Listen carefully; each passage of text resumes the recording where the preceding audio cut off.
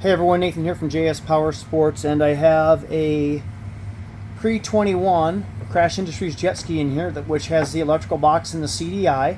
And I want to cover a couple things on here that we talk about all the time, which is beefing up a ground wire onto the electrical box, and also beefing up the power wire once you're inside the box, which is right. This is the battery lead that comes in.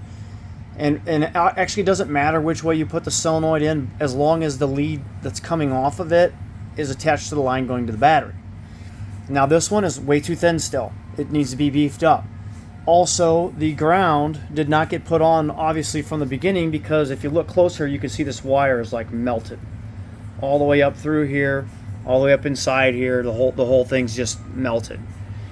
And this is why we advise getting a 12 gauge ground going from here to the intake manifold.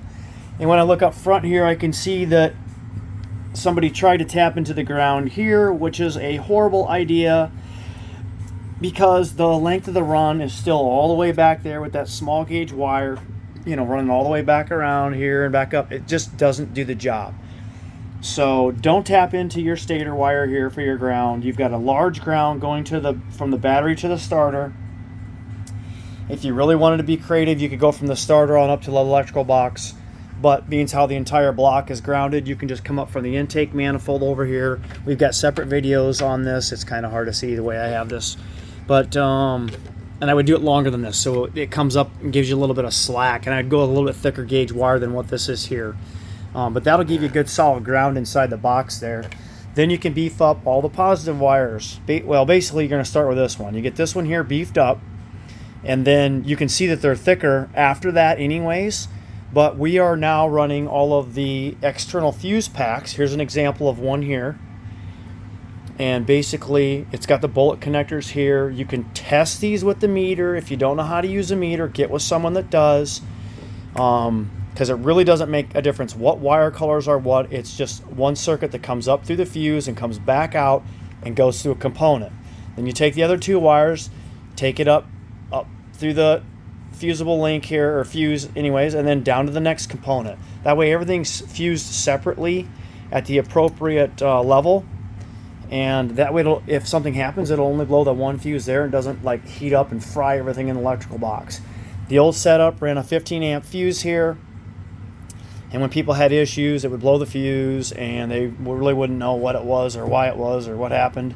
And the Zeal CDIs, they run a 3 amp fuse. And so you can run a lot lighter fuse on your CDI to protect it, and then run a little bit heavier stuff if need be on voltage regulator or any other accessories you may have hooked up to them. We bypass the bilge pump. We pull the bilge pump circuit off of here so that that's not draining as well. And then sometimes we put some spacers right down here to get this washer away from this metal, because it can build what's called a rust or a salt bridge. And that can cause some issues too with your electrical system. And of course, all of it's only as good as the battery you put in there. So you want to do a lithium ion. This is kind of one of the smaller lithiums. It'll work, but I really recommend the 450 cold cranking amps or above, because if you don't get this engine turning over at the proper RPM, it'll never spark. And I get these phone calls all the time. I got no spark. What's the situation? And we got, usually weak battery, weak starter, whatever. If you don't beef this stuff up, all the electronics take a toll, including your starter. Starter turns over slow, engine's trying to fire, kicks back, breaks your Bendix, la-di-da-di-da, on and on and on. Same stuff all the time. All people need to do is start off with a really great battery, beef up the ground, beef up the power wire, do the external fuses, and if you don't have a great starter in there, put a great starter in there, and then you should be set and ready to rock and roll. We have an entire section on our website for tech support on the 997. There's a whole page right here for it. Goes through everything, fuel and electronics, with videos, PDF files, wiring diagrams, everything. It's all here.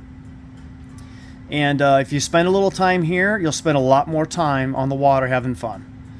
So if you need gear, accessories, whatever, check us out, jspowersports.com. If you like the content of our videos, please support us, make a purchase, and hit like, hit subscribe, and we'll keep bringing them back to you.